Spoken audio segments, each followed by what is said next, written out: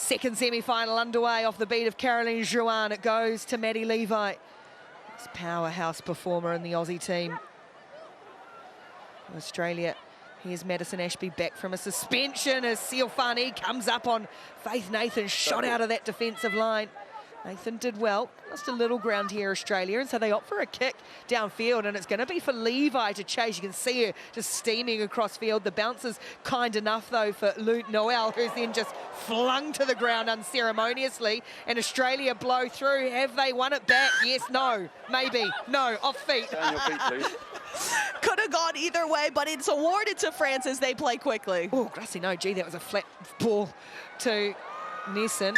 And now Jason, probably fairness, actually losing control. As I say flat, but probably not forward. We were right in line with that one, but just coming in, just really rushing things, going quickly. I love the quick tap, but France weren't ever quite in a position to attack and then pass the ball. So ball back in Australia's hands. Crouch.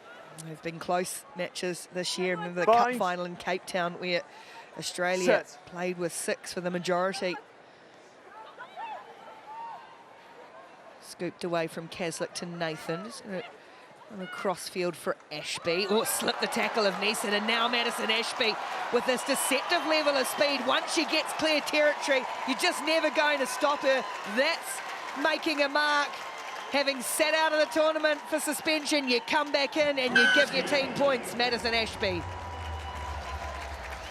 Maddie Ashby opens this one up for Australia.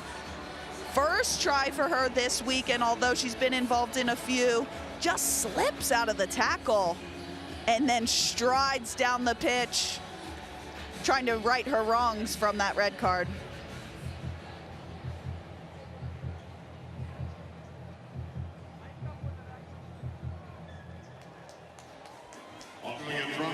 Support her on the sideline. The subs happy to see Ashby back on the score sheet. She puts Australia in front, 7 points to 0.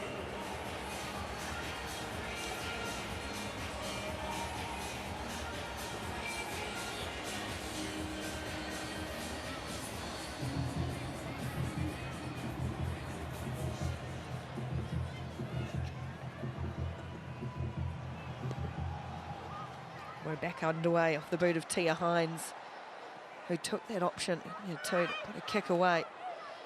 France making a couple of early mistakes. Jason, Levi's got in over that one. Penalty, great work, trying to steal that back, Madison Levi.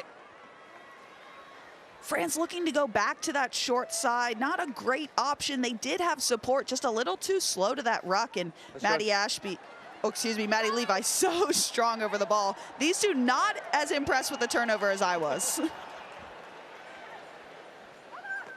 Here's Ashby again. Oh, big hit. Shot came on Faith Nathan. Oh, that's a real rib tickler for Faith Nathan. And the bounce is going to fall for Serafino Kemba.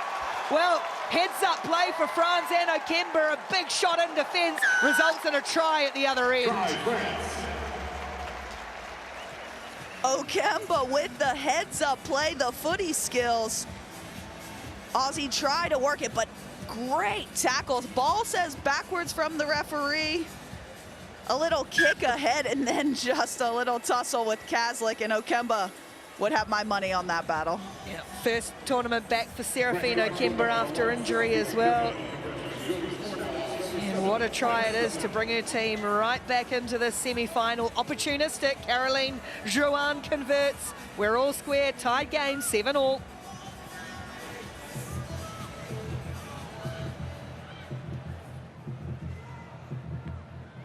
Jouin will find some open space with this restart, and the bounce is just going to come back in field. And a little high from Sealfani, just hit that shoulder of Caitlin Shave. Again, Australia opt to kick. It's deflected off a French body. Knock on, though, on the ground. And Shani Smale was quickest to it. We'll go back for the knock on. Fair enough. No advantage gained from that knock on. France flying up, applying heaps of pressure. I love the deep kick.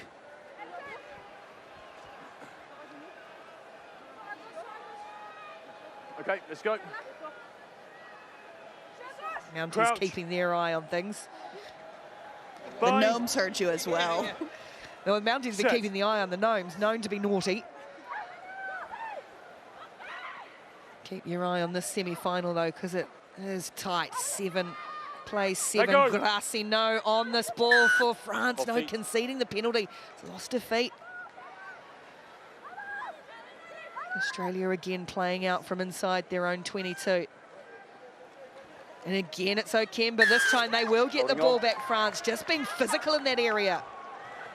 These rucks are going back and forth. Both teams need to have quicker support, but France look to move quickly. Yen Jason finds her captain, Nesson, and now Camille Grassino is going to go straight up a yawning gap to put France in front. The veteran, Camille Grassino. Grassino up the guts of that Australian defense. It just parted in front of her. She looked up. I think she was also shocked. Came from a little gap and then head down as she cruises into the try zone and pulls France ahead in this semi. They've put pressure on Australia in their own territory. Bravo indeed. Grassino. And the boot of Joanne takes them out to a 14-7 lead. 40-odd seconds to play. Australia have put Kaslik in the backfield this time to see if they go quickly. Short with the kickoff. It's Levi who soars up, but it falls. Either way, was there a knock-on in there off a French hand? Just a little messy, but Duran's so good off the boot. She can kick left and right, short, deep. So offers a lot of options for France and keeps Australia on their toes. Crouch. One of the best kickers in the game, Caroline Jouan, the number 10 for Fine. France, just sitting tucked behind the scrum. They'll have to defend. Set. And this is kind of Kaslik time. Huda goes for half-time as she feeds the scrum. Away it goes for Dom Dutoy out there.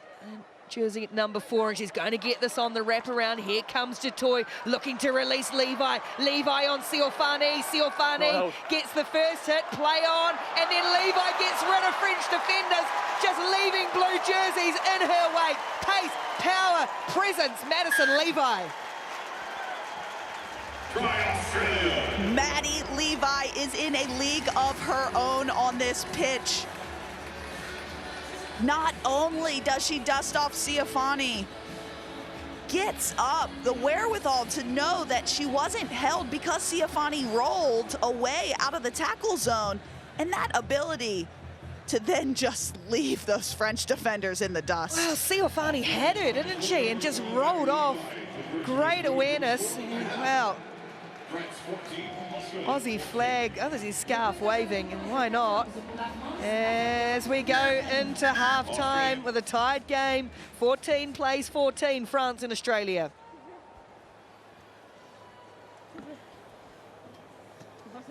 Rugby player, a drill comes Next, but right now it is all go between France and Australia. 14 all at half-time, and we'll go straight down and hear from Tim Walsh, Australian coach. Thanks so much for your time, Tim. How much does experience count in situations as tight as this? Yeah, it's one of those things that you can only earn through time at the crease, as they say. But yeah, it's I think it's going to really sort of pay dividends here, and the French have got a lot of experience, so big second half. Crouch. You're no stranger to semi-finals, but what was the halftime message to the girls? Just their press Set. decamping us in there, was just being patient with it, making sure that we're not pushing the pass and that we're securing each other in. Go around the corner. You know, no, yeah, not at all, not at all. They did well there. They latched support it and not so well there. Oh, we got the penalty. How are the legs? So some of your players have had to play some big minutes with the suspensions as well. Yeah, but we train them pretty hard, which is good, and we need to be able to adapt. And because the tournament's over 3 days, it's 2, 2, and 2. The toll hasn't been too bad. But you can ask me end of this game maybe. All right, thanks, Tim. We'll let you No go. problem. Appreciate you. Thank you. Bye. Tim Walsh riding every play with his team as you would. Kaslik. This real dart for her. Oh, Grassino came across and made the shot. That's coming Grassino. Bread and butter, putting that shot on Tia Hines. She is just a fearless player and always in the red scrum cap. Steps up, whether it's attack or defense, just comes in, body on the line, disrupts that ball, and Nielsen helped her out a little bit as well. Little pump of the fist as they win that ball back. It goes to show you how every little moment and what it means to the women out there on the pitch. Just a tiny little knock on. Ball back in their hands, though.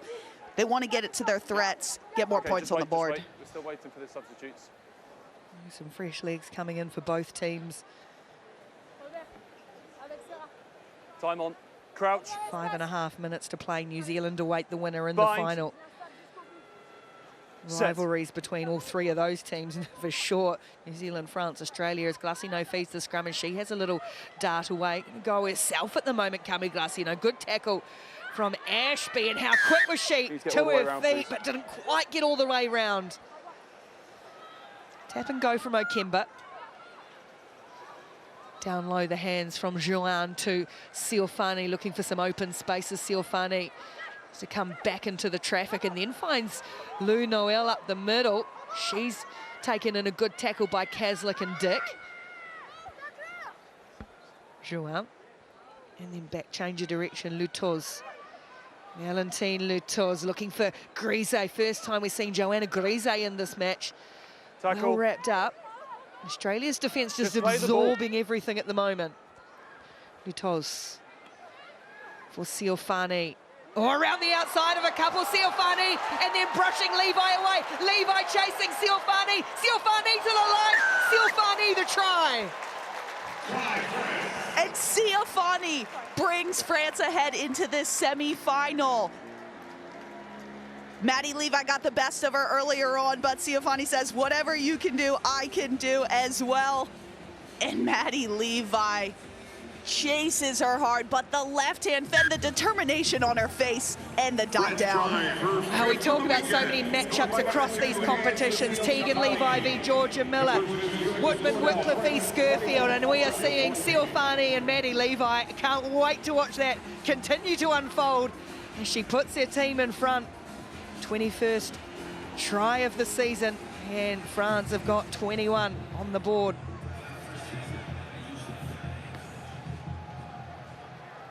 Joanne drives this kick long, really long. Kaslik going to keep letting it roll. Eventually it's going to stop. She has to play it. Was hoping it might go dead, and it's put pressure on. Grise comes and makes a massive shot on Tia Hines, and then they concede the penalty, France. Unlucky there. I thought France had the better of them. Have you got a good view of that? Another big hit. There was a groan in the crowd, and referee asking if there was anything in it, if it's a little high at all. It's a high tackle. Knocked on in the tackle. Okay, so it's 22 because it's gone dead by France. 22 dropout. Oh, knock on first.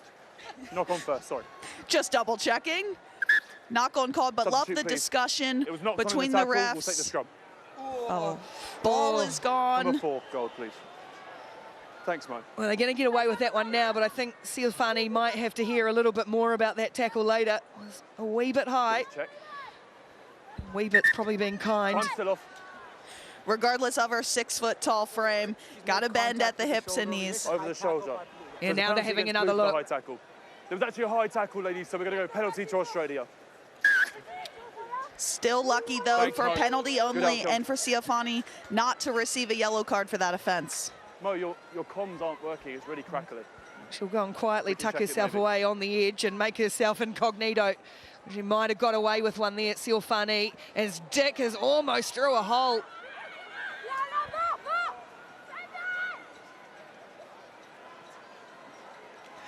Levi.